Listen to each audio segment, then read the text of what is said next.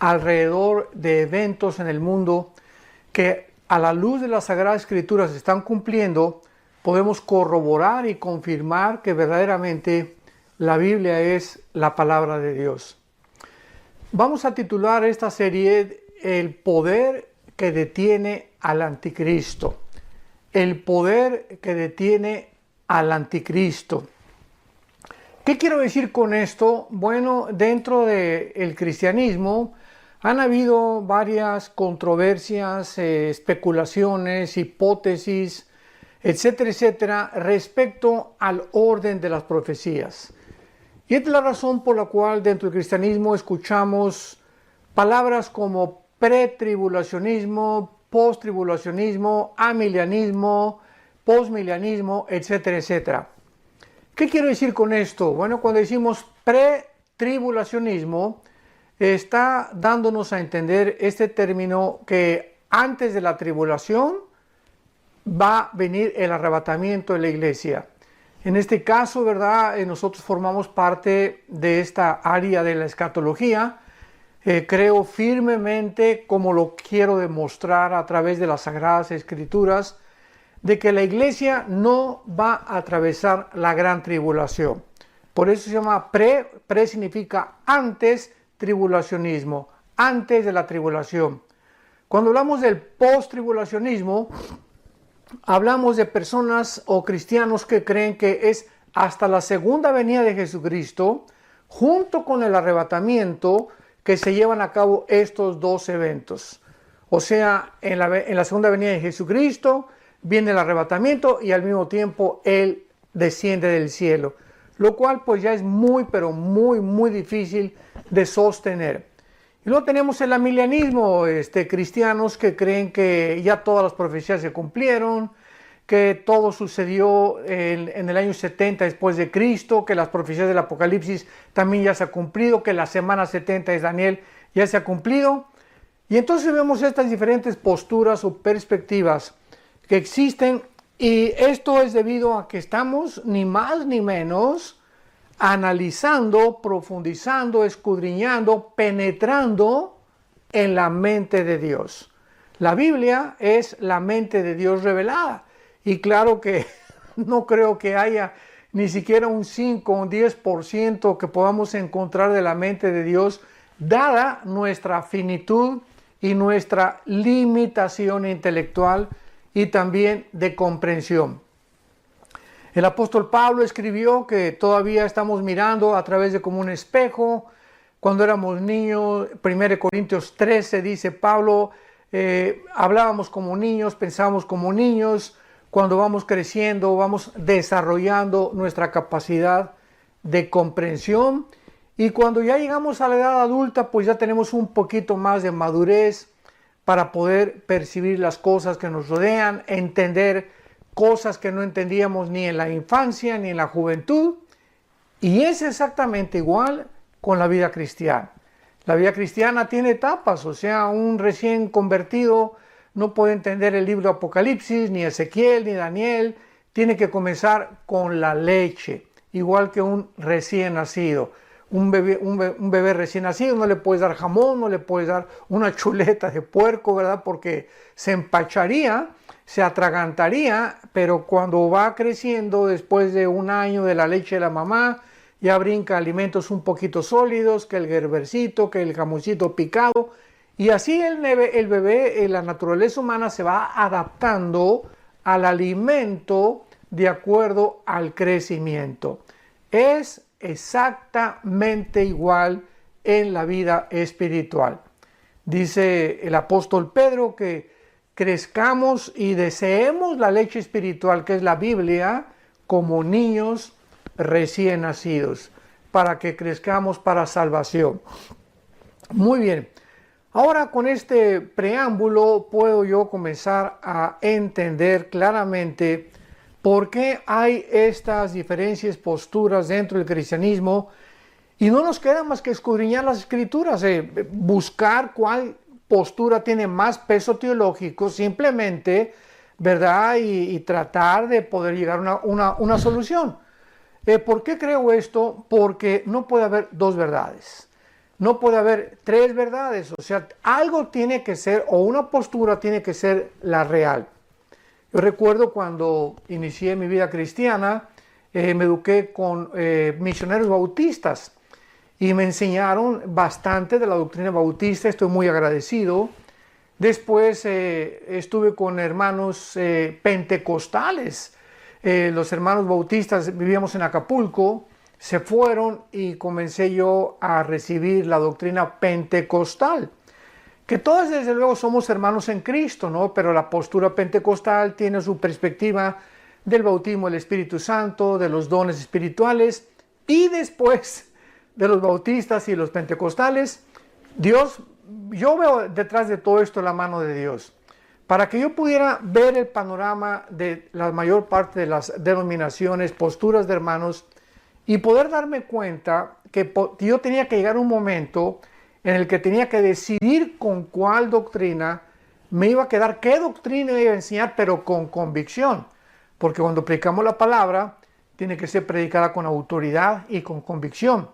Y pues, en tercer lugar, estuve con los presbiterianos. Estudié la famosa teología de la Reforma, el calvinismo, el hipercalvinismo, la doctrina de la predestinación, de la depravación humana, la expiación limitada, bueno, todo lo que enseña la famosa doctrina o teología de la Reforma.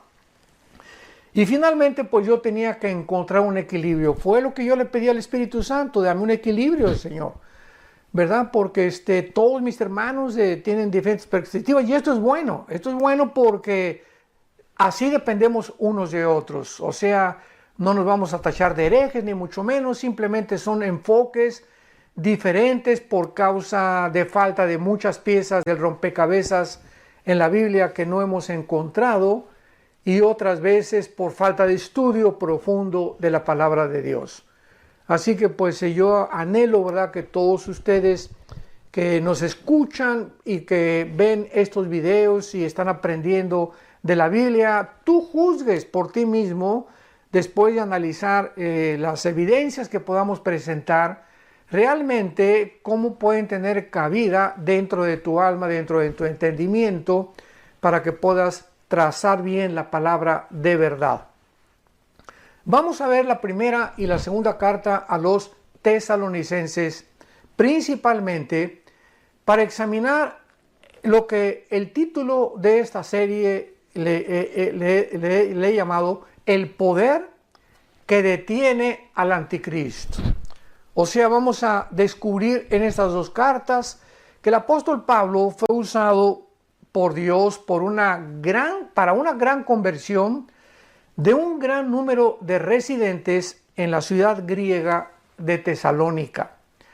Pero no solo Pablo les enseñó las doctrinas principales de la salvación, sino que también les enseñó claramente y puso un orden. Y este orden es el que quiero seguir, porque nos va a demostrar claramente, pero así claramente, yo no encontraría ya otra forma de poder discutir estas doctrinas, más que siguiendo el orden que el apóstol Pablo en su primera carta y en su segunda carta establece escatológicamente del rapto o del arrebatamiento de la iglesia, de la gran tribulación, de la aparición del anticristo y de la segunda venida de Jesucristo.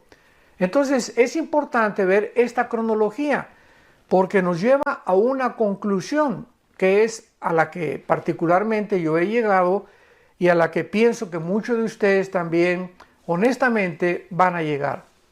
Entonces el apóstol Pablo no solamente les enseñó las doctrinas a estos cristianos de la ciudad de Tesalónica, repito, era una ciudad griega, sino que también les enseñó el rapto, la aparición del anticristo, la gran tribulación y la segunda venida de Jesucristo. Pablo tuvo que salir de Tesalónica por la gran persecución que esta iglesia experimentó. Y más tarde les escribe, cuando ya se va a estas dos cartas, explicándoles claramente los dos aspectos de estos dos gran eventos.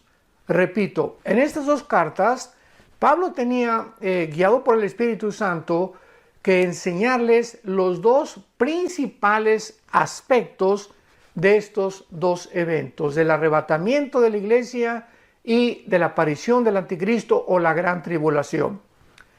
Primero les menciona lo que se conoce como la manifestación gloriosa y la aparición maravillosa de Jesucristo nuestro Señor cuando viene por nosotros, cuando viene Jesucristo en el aire y nos saca del mundo.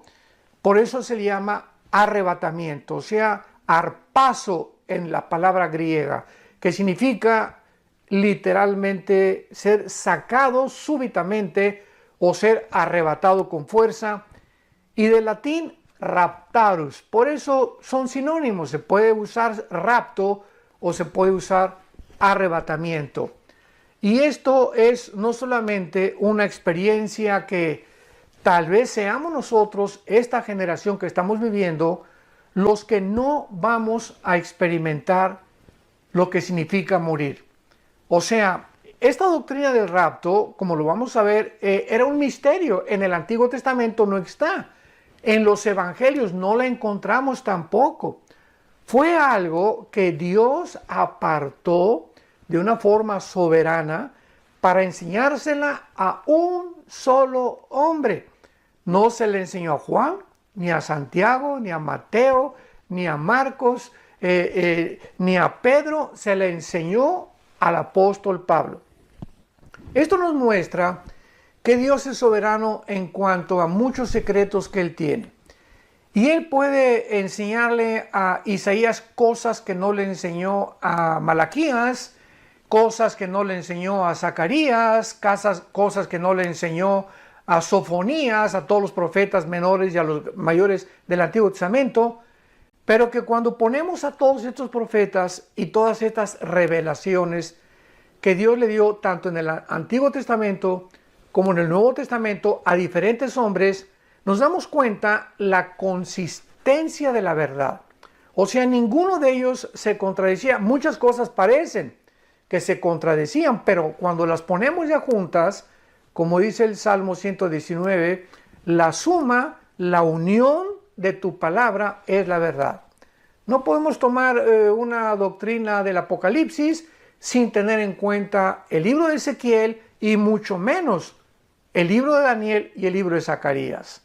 No podemos tomar los evangelios sin corroborar Mateo con Lucas, con Marcos, con Juan, etcétera, etcétera. Y aunque los cuatro evangelistas, Mateo, Marcos, Lucas y Juan, escriben de diferente forma, viendo de diferentes aspectos la vida y ministerio terrenal de Jesucristo, todos escriben cosas diferentes, pero muchas de ellas coinciden aun cuando usan un lenguaje diferente. Entonces el apóstol Pablo, en la primera carta a los Corintios, para inmediatamente aclarar este punto, en la primera carta a los Corintios, por favor abre tu Biblia, 1 Corintios capítulo 15, vamos a comenzar a entender esto desde la A hasta la Z. Eso sí, se los prometo que así lo vamos a hacer. En 1 Corintios 15, versículo 51, el apóstol Pablo nos dice lo siguiente: he aquí les digo un misterio, o sea, nos va a revelar Pablo a un secreto, y un misterio significa algo que no estaba revelado en el Antiguo Testamento, algo desconocido antes de él, que tampoco estaba revelado en los evangelios. Entonces, por eso Pablo comienza diciéndonos: les voy a dar a conocer un misterio, algo que estaba escondido, pero que ya no es escondido. Dios me lo reveló a mí. Lo escondió en el Antiguo Testamento, lo escondió en los evangelios, pero al Espíritu Santo le agradó revelármelo a mí. Muy bien. ¿Cuál es este secreto? ¿Cuál es este misterio que Pablo nos quiere revelar? Y dice a continuación que no todos vamos a morir. O sea, que no todos dormiremos, pero todos seremos transformados. Eso es una revelación que no existía en el Antiguo Testamento. En el Antiguo Testamento, Isaías, muchos profetas hablaron de la resurrección de los muertos, pero nadie sabía que iba a haber una generación, en este caso en el cuerpo de Cristo, que somos la iglesia, los cristianos, que no íbamos a morir. Qué tremenda revelación, qué tremenda y maravillosa esperanza, que va a haber un grupo de cristianos que no vamos a saber qué es morir. Me incluyo porque le pido a Dios que podamos tener ese privilegio, esta generación que estamos viviendo, que no seamos nosotros la generación de la cual está hablando Pablo, que de repente vamos a desaparecer y estaremos en un cerrar de ojos, en el aire, en la presencia del Hijo de Dios, de Jesucristo.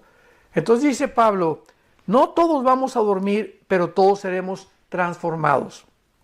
La palabra dormir no significa una existencia inconsciente. Esto es muy importante.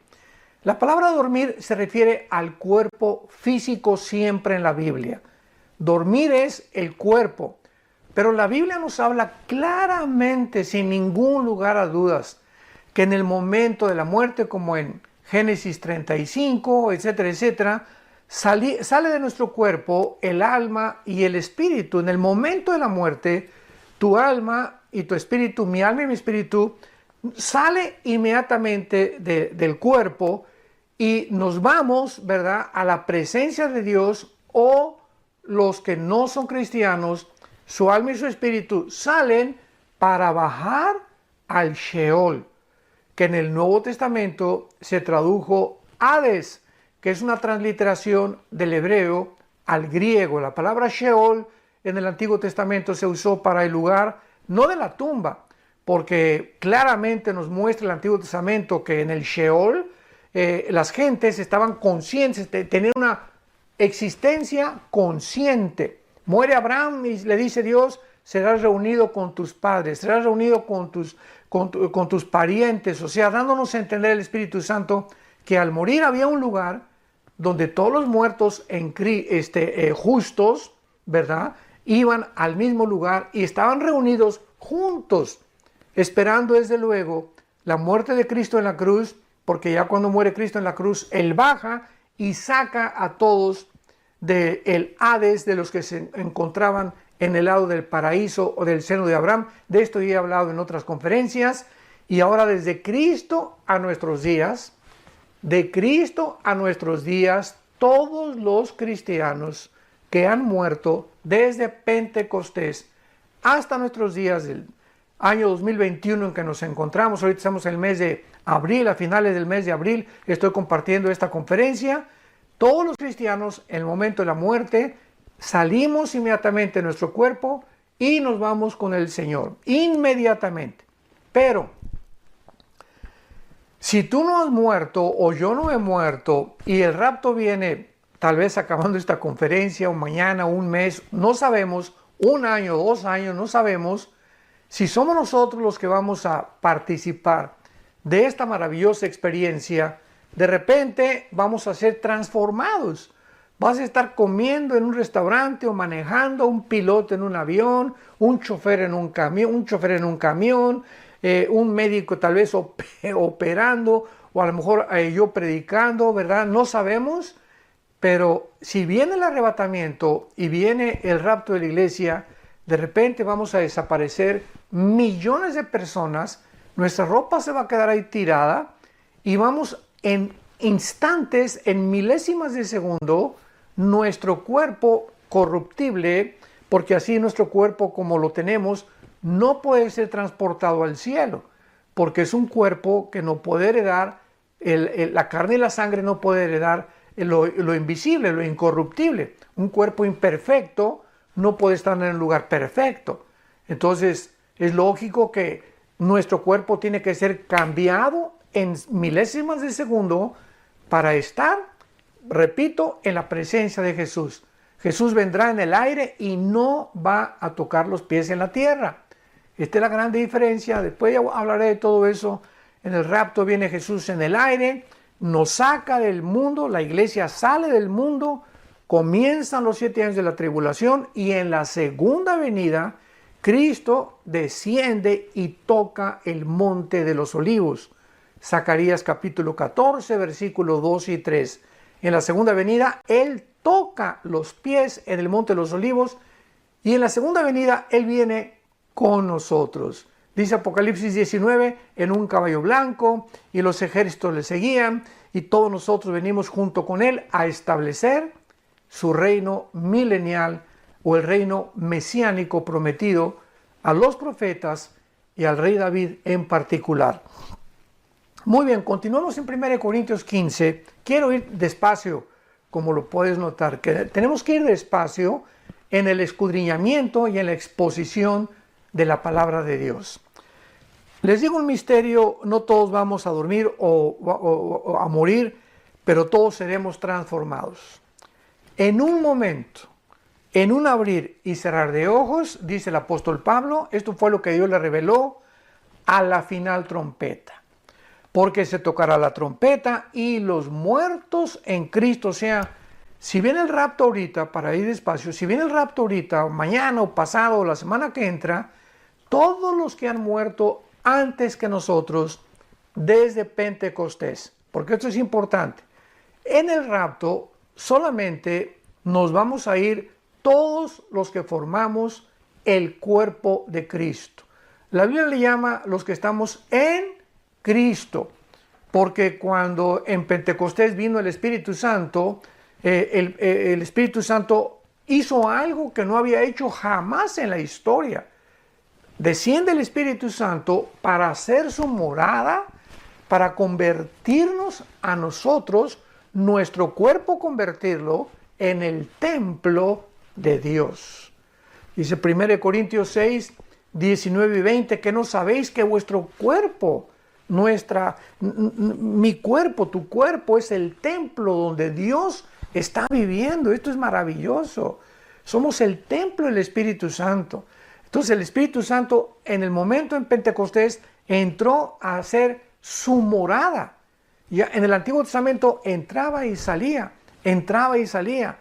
Entraba sobre Sansón y Sansón tenía unas fuerzas sobrenaturales, pero se iba. Entraba sobre David y David tocaba el arpa y comenzaba a escribir como el Salmo 22, que 1000 años antes de Cristo contiene la crucifixión escrita por David, guiado por el Espíritu Santo, inspirado por el Espíritu Santo, pero se iba el Espíritu Santo y así venía sobre las personas, pero se iba. Pero desde Pentecostés, que fueron 50 días después, porque la palabra Pentecostés significa 50 en el griego, entonces 50 días después de que Cristo muere, el Espíritu Santo viene sobre un grupo de personas llamados los cristianos, o también se les llamaba los del camino. Y el Espíritu Santo ya muere en nosotros. El Espíritu Santo nos bautiza. Esto significa nos identifica, nos amalga, es un amalgamiento. El bautismo del Espíritu Santo no viene después de que te hayas convertido. El Espíritu Santo viene en el momento en el que tú te conviertes. Tú eres una nueva criatura, has nacido de nuevo, has sido bautizado por el Espíritu Santo. O sea, no hay tal cosa como que ya recibí a Cristo, pero estoy incompleto. Me falta algo. Espérame tantito. Dice Colosenses 2 que estamos completos en Cristo. No nos falta absolutamente nada. El momento que recibes a Cristo tienes todo. Lo único que nos falta es crecer en su gracia y en su conocimiento. Entonces el bautismo del Espíritu Santo es la operación 1 Corintios 12:13, en la cual todos somos unidos, amalgamados a formar parte de un solo cuerpo. Este cuerpo, dice Efesios 2, no existía. Esta entidad, este nuevo hombre, no existía ni en los evangelios ni en el Antiguo Testamento. Esto es importantísimo para diferenciar la iglesia de Israel. Algún día vamos a profundizar en esto. Pero la iglesia y Israel son dos entidades completamente distintas. Entonces, el momento en el que el Espíritu Santo vino en Pentecostés hasta nuestros días, se formó el cuerpo de Cristo llamado la iglesia. Y todos estos cristianos o todas estas personas, no importa su nacionalidad, que estamos fundidos, unidos con Cristo, mística y misteriosamente, como dice Efesios capítulo 5, somos los que vamos a participar en la resurrección y en el arrebatamiento de la iglesia. Los santos desde Adán hasta la cruz van a resucitar hasta después, en la segunda venida de Cristo, a ellos les toca la resurrección. Como lo sabemos, hay tantas cosas, ¿verdad?, que explicar. Pero en 1 Corintios 15 claramente dice la Biblia en el versículo 22, porque así como en Adán todos mueren, también en Cristo todos serán vivificados. Pero fíjense lo que dice claramente, esto es importantísimo. Pero cada uno en su debido orden. O sea, hay un orden para la resurrección. Los primeros que van a resucitar, los que siguen, los terceros, etcétera, etcétera. Porque primero se le llama la resurrección de todos los justos y los últimos en resucitar, Apocalipsis 20 del 11 al 15, serán todos aquellos que rechazaron a Cristo y todos aquellos que se rebelaron habiendo tenido un pleno conocimiento de la palabra de Dios. Bueno, y Pablo dice aquí en nuestro pasaje, 1 Corintios 15, he aquí os digo un misterio, no todos dormiremos, todos vamos a ser cambiados inmediatamente, en un abrir y cerrar de ojos, a la final trompeta, los muertos serán resucitados, incorruptibles, y luego nosotros. Si Cristo viene, os repito, mañana, ahorita, una semana, todos los muertos antes que nosotros van a resucitar primero. Y ya que resuciten ellos, nos vamos nosotros, seremos transformados y en el aire seguimos y nos unimos junto con ellos para recibir al Señor Jesucristo en los cielos. Los muertos resucitarán con nuevos cuerpos y nosotros, como no morimos, vamos a ser transformados inmediatamente. No vamos a saber lo que es morir. No vamos a experimentar pasar por el túnel de la vida, o lo como el rey David le llamaba, el camino que seguimos todos los hombres.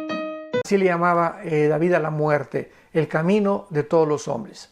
Porque está establecido los hombres que muramos una sola vez. Y después de nuestra muerte no hay limbo, no hay purgatorio, no hay segunda oportunidad, no hay tercera oportunidad. Una vez que tú mueres y una vez que yo muero, morimos porque hemos decidido en esta vida el lugar donde vamos a querer pasar la eternidad. Por lo cual, cuando oyes estas palabras, no te endurezcas. Y si tú no tienes a Cristo, aprovecha para que si no sabes, mañana o pasado, ninguno tenemos la seguridad. ¿Cuándo vamos a morir? Que le entregues tu vida al Señor Jesucristo. Y finalmente dice aquí el apóstol Pablo en la primera carta a los Corintios, porque es necesario que esto corruptible se vista de incorrupción, o sea, es necesario que nuestro cuerpo sea transformado, porque, repito, no podemos subir con este cuerpo al cielo. Es un lugar perfecto y necesitamos un cuerpo perfecto para vivir en un lugar perfecto.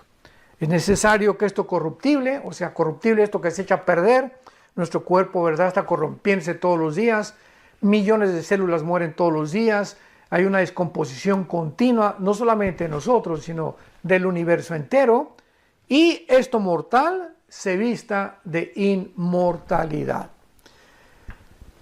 Bueno, entonces el apóstol Pablo claramente explica, ¿verdad?, aquí en su primera carta a los Corintios, capítulo 15, lo que es el arrebatamiento de la iglesia, cuál es el fenómeno que va a suceder o cómo se va a llevar a cabo esta maravillosa experiencia que vamos nosotros a experimentar.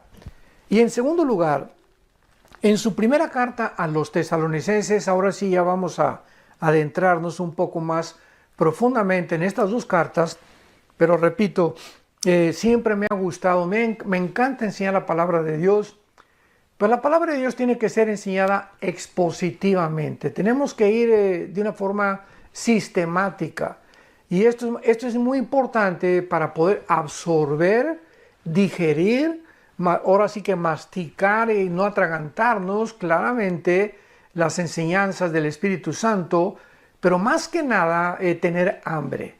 Si tú me escuchas y eres un cristiano que tienes hambre, que te apasiona oír, que quieres saber, etcétera, etcétera, Y además que algún día te puede Dios llamar para que tú también enseñes esto a tus hijos, a tus padres, a tu novia, a tu novio, no sé.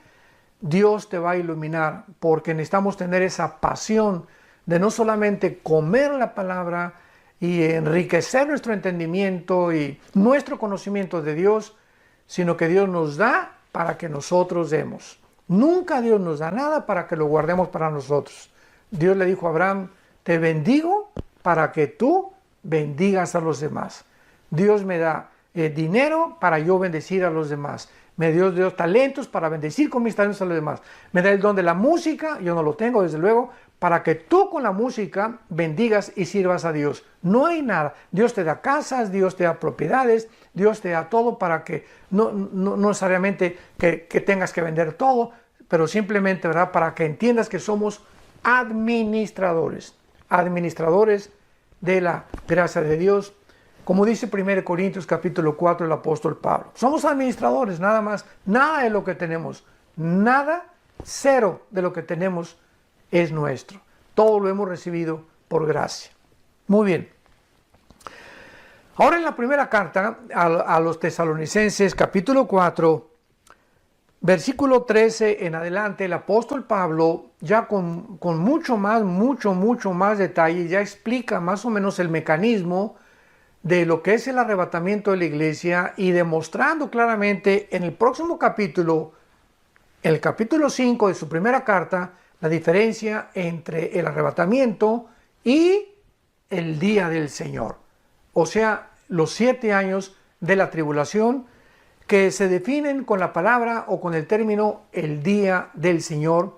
Y 4 veces en el Nuevo Testamento se menciona esta frase, el día del Señor, y las 4 veces se refiere a los 7 años de la tribulación, al tiempo de la ira o al día de Jehová del Antiguo Testamento.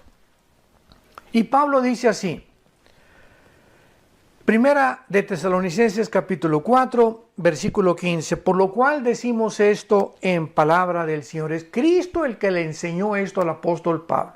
Como lo vimos ya, fue una revelación dada a él. Por eso dice en palabra del Señor. No son palabras mías, son palabras del Señor, dice Pablo. Que nosotros, que vivimos, que habremos quedado hasta la venida del Señor, no precederemos a los que durmieron. Porque el Señor mismo con voz de mando, con voz de arcángel y con trompetas de Dios, descenderá del cielo. Cristo descenderá físicamente del cielo. ¿Se acuerdan en Hechos 1, versículos 8 en adelante, que ascendió Cristo a los cielos y los ángeles aparecieron junto a él, diciéndoles a los apóstoles qué es lo que ven, ¿verdad? Es así como sube Cristo, de la misma forma descenderá.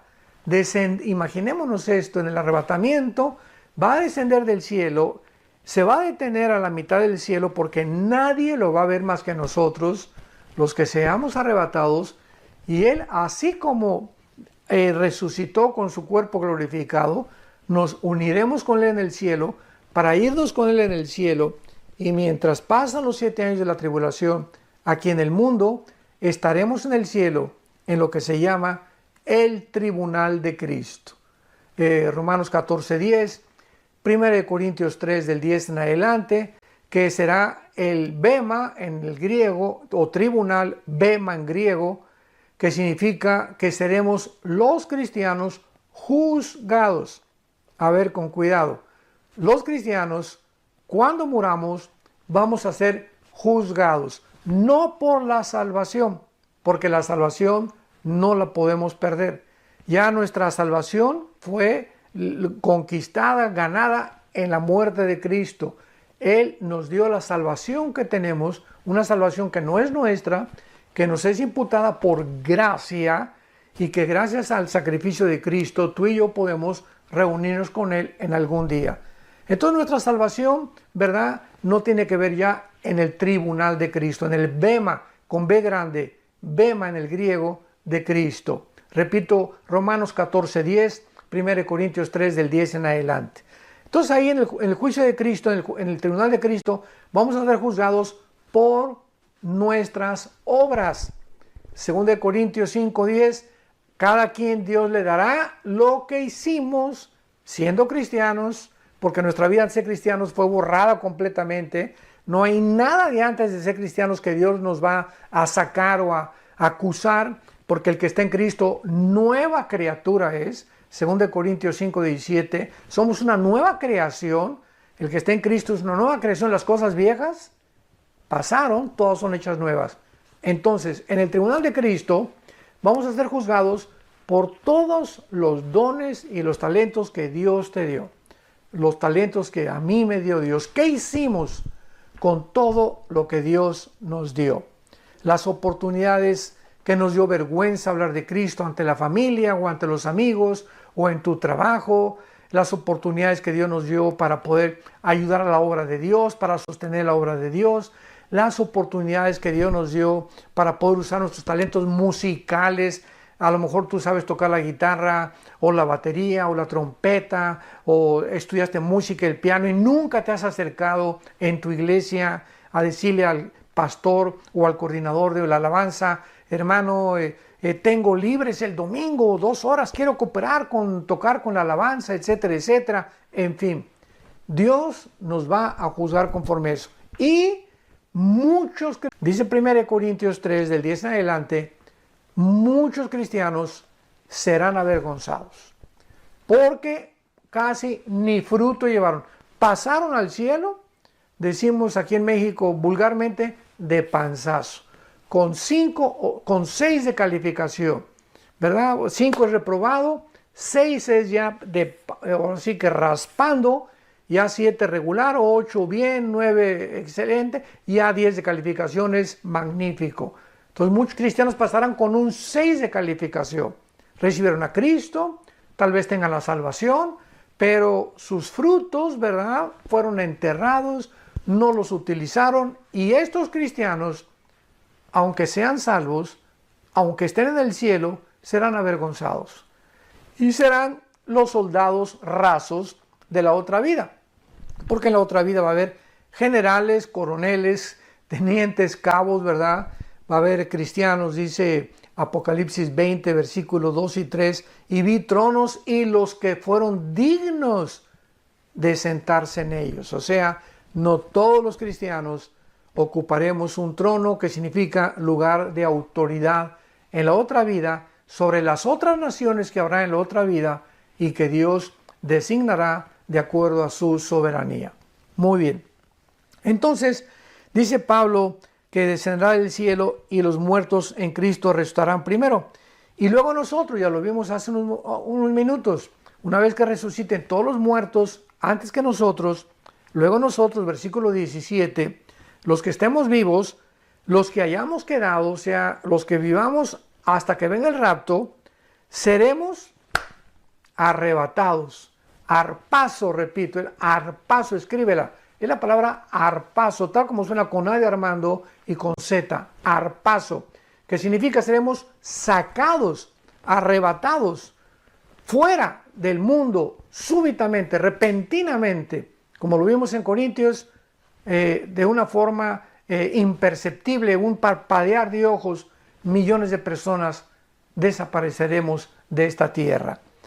Y dice la Biblia a continuación, seremos arrebatados juntamente con ellos en las nubes para recibir al Señor en el aire. Qué grande diferencia, ¿verdad? Qué clara es la Biblia. El arrebatamiento no tiene que ver nada con la segunda venida. El arrebatamiento viene el Señor y nos saca a nosotros en el aire, no pone los pies en la tierra. Hasta la segunda venida desciende con nosotros, pasando después de los 7 años de la tribulación, y pone sus pies en el monte de los olivos, Zacarías 14, 2 y 3. Entonces son dos eventos completamente diferentes. ¿Por qué tenemos que mezclarlos? ¿Por qué tenemos que confundir al Espíritu Santo? Lo vamos a mostrar todavía con muchas más evidencias más adelante. Y fíjense lo que dice a continuación. Với Việt Nam anh đã hết thời gian lại còn bị thẻ đỏ. Em tới cũng vàng kịp bao người cùng ngóng trông, sắp đặt trời ban với điều mời sự nóng bỏng. Thích gì có đó, quyền lực như cây đèn thần làm trái tim của bọn họ tan chảy như thân đèn cầy. Đã nợ thì có ai cho đâu, về món nợ tình cảm khi nào mới trả hết. Vẫn suốt ngày nói mùa đông muốn có gấu, đến lúc anh tấn công thì em lại giả chết. Anh không trách ai hết mà chỉ tự trách mình, chuyện ta thuộc với nhau sao có thể xảy ra. Em như nam châm thu hút mọi ánh nhìn, nỗi đau cùng cực chúng mình bị đẩy sang. Ngỡ rằng sẽ là bán kính, là một nửa chiều dài vòng tròn cuộc đời sau, nào ngờ đôi ta như hai đường tiệm cận luôn luôn ở cách bên nhưng không chạm được đời nhau. Ngỡ rằng sẽ là bán kính, là một nửa chiều dài vòng tròn cuộc đời sau, nào ngờ đôi ta như hai đường tiệm cận luôn luôn ở cách bên nhưng không chạm được đời nhau. Ngỡ rằng sẽ là bán kính, là một nửa chiều dài vòng tròn cuộc đời sau, nào ngờ đôi ta như hai đường tiệm cận luôn luôn ở cách bên nhưng không chạm được đời nhau. Ngỡ rằng sẽ... Y así estaremos siempre con el Señor. Por lo tanto, dice Pablo, en vista de esta maravillosa revelación, aliéntense. Confórtense unos a otros con estas palabras. O sea, los cristianos no estamos esperando al anticristo ni la gran tribulación. Oye, si yo supiera que voy a pasar la gran tribulación, pues realmente no me dejaría dormir, ¿verdad? ¿Y qué va a pasar? Y con mis hijos, y no vamos a comer, y vamos a ser, etcétera, etcétera, perseguidos. Y no es esta esperanza la que la Biblia nos da. La Biblia nos da una esperanza gloriosa, maravillosa, la manifestación y aparición gloriosa de Jesucristo, dice Tito capítulo 2, versículo 10, de Jesucristo en el aire para llevarnos con Él. Y este es el aliento que tenemos, que ya nos vamos. Ya no sabemos, pero ya se oye la voz del novio en el aire. Ya los cascos del Apocalipsis se escuchan en el cielo. Ya nos encontramos en la orillita. Estamos ya en el vértice, ¿verdad? Completamente ya de salir de este mundo y de que se acabe todo y de poder ver ya finalmente a Jesucristo y ya jamás enfermarnos, ni sufrir, ni llorar, ni lamentarnos, ni preocuparnos, ni estresarnos, ni nada, porque nuestras lágrimas serán limpias y serán secadas y descansaremos en el Señor y sabremos que valió la pena haber confiado en el Hijo de Dios en la cortita vida que tenemos en este mundo. Muy bien. Y para terminar, el capítulo 5 de Tesalonicenses, que podremos ya ver con muchísima más calma en la próxima conferencia. Vamos a ver en el capítulo 5 de la primera carta de los Tesalonicenses. Simplemente les hago un breve bosquejo. Dice Pablo: pero acerca de los tiempos, o sea, ya nos habló del rapto. Sigamos este orden, recordemos. Ahora dice Pablo: acerca de los tiempos y de las ocasiones, no tienen, hermano, necesidad que yo les escriba. O sea, no tiene necesidad que yo les diga el orden de los tiempos. Los tesalonicenses, de alguna manera, ya estaban conscientes de qué forma esto iba a suceder, pero seguían confundidos. Así como nosotros. Tenemos la Biblia aquí delante de nosotros. Las cartas de Pablo, ya está completa la Biblia. Y en el mundo cristiano sigue la confusión. ¿Qué si el cristiano va a ir al rapto? Otros hasta se han atrevido a negar que existe el rapto. Otros que vamos a pasar la tribulación. Otros que al final de la tribulación. Otros que después del milenio. Otros que no va a existir el milenio. Es increíble. Que no hemos cambiado después de 2000 años. La misma confusión que tenían la iglesia de Tesalónica y los corintios la tenemos nosotros en el siglo XXI. Y todo esto porque no escudriñamos las escrituras como debe ser. Es todo. Porque Dios no nos ha dado un espíritu de confusión. Dios no es un Dios de confusión, le dijo a los corintios. Dios es un Dios de orden. En todo hay un orden en lo que hace Dios. Y cuando nos adentramos en este orden, podemos entender, poniendo en orden la A, la B, la C, la D, etcétera, etcétera, en el archivero, entonces tenemos una clara comprensión. Pero si yo tengo un archivero donde la B está en la A y la A está en la C, pues entonces no puedo encontrar rápidamente las cosas que busco, porque hay un desorden en mi archivero mental. Entonces Dios quiere que podamos ya poner en orden nuestra mente, y es necesario, repito, es necesario escudriñar las escrituras diligentemente, perseverantemente en oración. pedirle a Dios con pasión, Señor, quiero conocer la verdad, quiero seguirte con todo mi corazón, pero no solamente, repito, para conocerte, sino para poder compartir el glorioso evangelio de las buenas noticias que Jesucristo nos vino a traer al mundo, que tú estabas, Señor, en Él, reconciliándonos en la cruz, perdonándonos nuestros pecados, no tomando en cuenta todas las maldades que hicimos antes de ser cristianos, sino para que nos dieras la vida eterna. Que Dios te bendiga. Y yo ya no aguanto en compartirles la segunda parte de este estudio, el poder que detiene al anticristo. Que Dios te bendiga y recibe a Cristo hoy que tienes vida, hoy que tienes salud, hoy que tu mente está clara y fresca. No pierdas más el tiempo. Invítalo a tu corazón.